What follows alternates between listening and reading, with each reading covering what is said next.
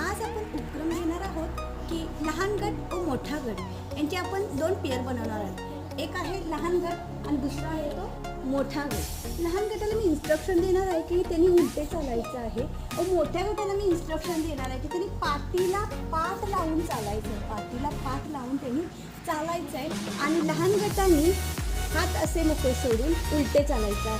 Okay, तर बघा ती लहान आपली चिमुकली कसं खेळ खेळत आहेत. तर चला उलटे चला, लहान उलटे चलो उलटे रेस्ट पर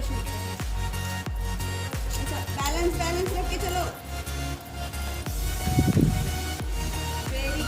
वेरी गुड. आता मोठ्या गटाचं इन्स्ट्रक्शन देणार आहे.